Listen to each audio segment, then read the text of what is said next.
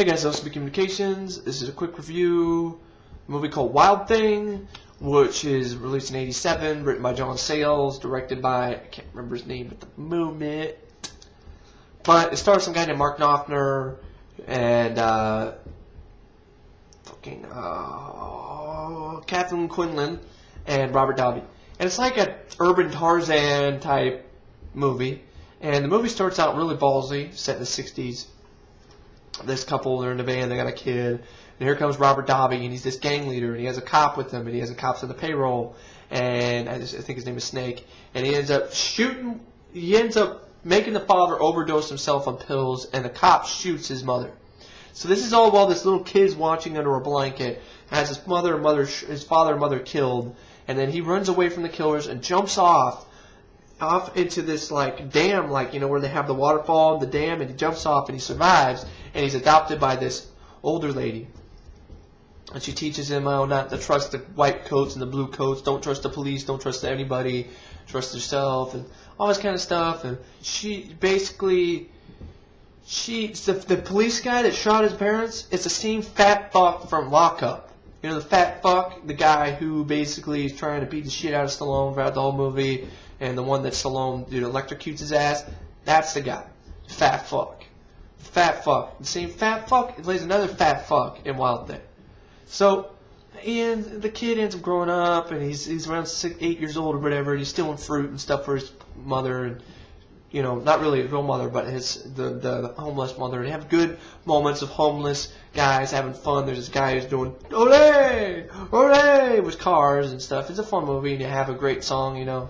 Dream, you know, it's something about a dream. Good 70s song.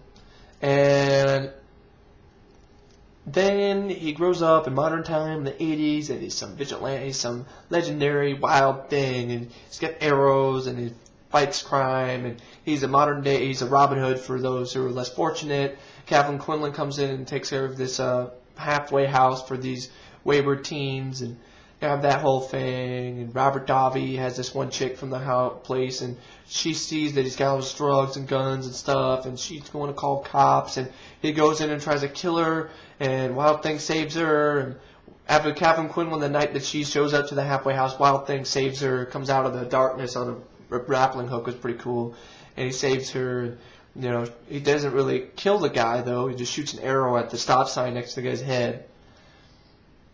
And so Kathleen Quinlan's trying to find this Wild Thing guy, and Robert Davi sends his guys over, and Wild Thing hasn't shown up for a while, and the halfway house is on fire because he sends Robert Davi's guys to burn the place down. And here comes Wild Thing in a really heroic moment. He saves the kids that are in the building, and he's on fire. He's literally burned. He's on fire. Ah! And he gets taken to a hospital. Of course, it's the white coats. They'll come in. They'll take you inside. They'll look at you insides. They'll look at your private place. That he has some weird dialect. He likes to draw these paintings and stuff like that too in his hideout. And he's got these rudimentary weapons. It's pretty cool, I think. And what actually ends up happening is he's trying to help these kids out. One of these kids gets shot by one of the gangster guys, and he decides to take revenge and put blood on his face. And the priest guy's like, "You're not going to solve anything by revenge." But before that, he gets taken and he gets thrown in jail, and he escapes. Rather interestingly, he hides in the wall, kind of uses his animal instincts, and for some reason the producers thought it would be great to have them have cat sounds when he's like, you know, stuff like that. It's weird. So ends up escaping. Kathleen Quinlan, there's some really uncomfortable scene where they make out, and it's like, Kathleen Quinlan, what are you doing? Like, he must be like 18 or 20 or something. Well, just stop. You don't need to snog him. Come on, you don't need to snog the Wild Thing. Leave that alone. It's a half-ass romance that doesn't even go anywhere. Then, you know, that whole thing where one of his friends gets shot, and he goes, puts the blood, he goes in and hunts after, you know, Robert Davi's men. There's an awesome sequence where his car's trying to run him down. He does a backflip over the car, lands on his feet, and the car slams into a wall. Then he starts doing backwards flips while the guy's trying to shoot him. Pretty cool sequence. He kills the guy. I don't remember how he killed the guy. I think he like strangles him or something, or throws him somewhere. Some Asian guy is looking at something, and he throws an umbrella, like an umbrella, but without the fabric covering, and just swings him up in the air and impales him through the throat with ah. So then he goes after Robert Davi, and he beats the shit out of him. He has a fight in Robert Davi's house, and it's kind of lame. But then he actually ends up throwing him out the window. I think Robert Davi's dead, but he's not. Thank God, because that would be a lame ass ending. So Robert Davi because saves Kathleen Quinlan and then the other chick, and then Robert Davi's on there with the gun. I got you down. Clock tower, somewhere in the building. There's an elevator shaft, and they're fighting rather lamely. And he throws Robert Davi, lands in the elevator shaft. And the next scene, you see him pull up, and he's impaled, but only for like 10 seconds. And then he ends up escaping from the cops, the spotlights, and he ends up jumping back into the same river that he escaped from as a kid. And the movie ends where he's all like, it looks like, oh, Wild Thing's still alive as a legend of Wild Thing. And there's actually, before there was this little black kid who was trying to be initiated into this gang that night. And he basically comes in and he sees the Wild Thing. Or the Wild Thing keeps telling about the legend of the Wild Thing. He ain't dead. He's got 8 more lives to go or something like that. So, here's my problem with Wild Thing. It's a fun premise. It's interesting. It's entertaining. It's sort of overlooked. I'm going to upload it on Action Pack Cinema. I want to see you guys' opinion on it. If you don't like it, that's fine. If you think it's alright, that's fine. If you think it's a piece of shit, fine. I really want to know. A Wild Thing is a movie that was sort of like a crime drama released before Batman and The Crow and even The Dark Knight. So, you would say The Dark Knight's original. It breaks new ground with superheroes and crime dramas. It's not the first one to do it, so anybody who thinks that is... But anyway, Wild Thing, it's an interesting creature. It has moments that it could be great. I feel the film should have been rated R. It fails to get as much impact as it should because it's a hard tone. The film has a hard tone, and it starts off really hard, and then it just feels like it should be hard, a hard-toned film, and it's PG-13. So it makes me think that because of the gore, because the scene was where you see Robert Davi impaled on the elevator, for like 10 seconds, it's really crappily edited. So in my opinion, I think there might have been a more violent version of the film, and it was cut to shreds or something to be more marketable to the younger audience or something. I don't know. But the whole idea of the movie is interesting, and it just doesn't do it for me. It's an interesting failure. How about that? It's an interesting failure. It's alright. It has its moments. It's watchable. But it could have been a lot better. If it was R-rated, had a harder tone, Wild Things going around, shooting people with arrows, shoots a guy through the eye or something. Have him, basically the idea I had was as soon as he gets lit on fire, you have a moment of Darkman type.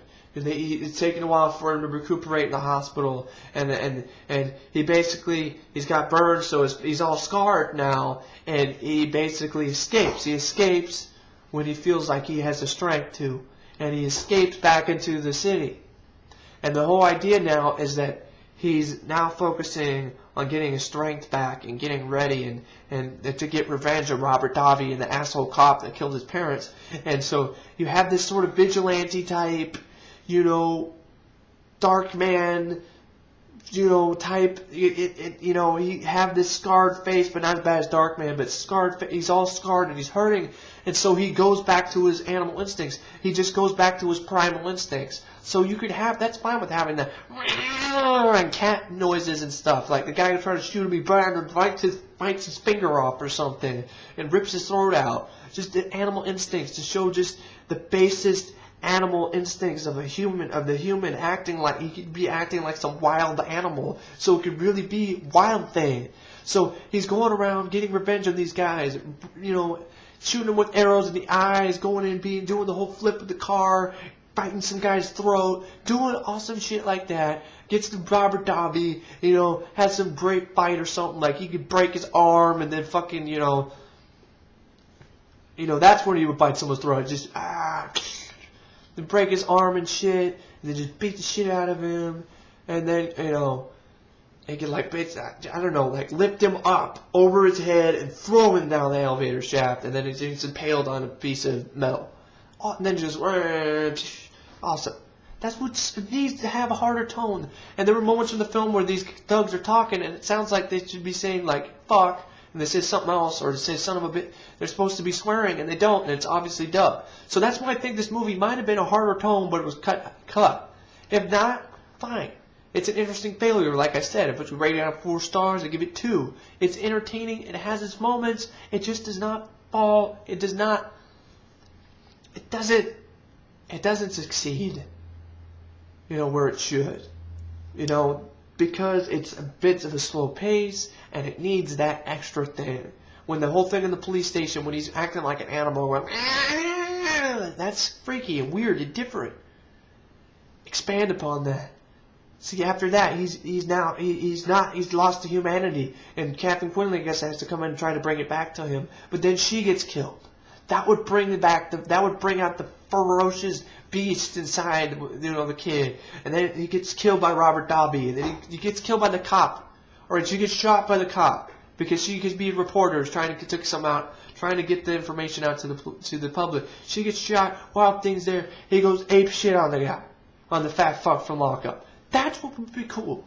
But we don't get something like that. It becomes just it becomes an interesting. It's an interesting creature. But it doesn't have all its lives, and it doesn't have that, pounce, I guess, that it really should have. So, check it out, and tell me what you think. But anyway, that's my review of Wild Thing, and I'll check you later.